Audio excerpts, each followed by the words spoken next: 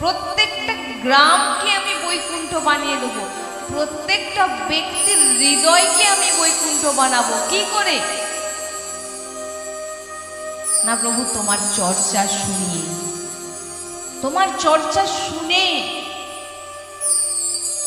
আপনি আপনার হৃদয় বৈকুণ্ঠ কখন হবে? যখন আপনি প্রভুকে নিজের হৃদয়ে বিরাজমান করবেন।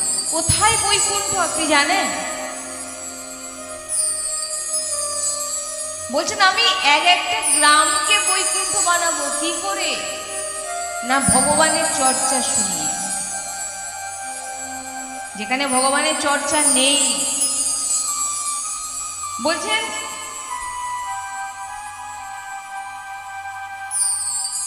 যেখানে সৎসঙ্গ হয় না, যেখানে ভগবানের কথা হয় না, যেখানে ভগবানের চর্চা হয় না,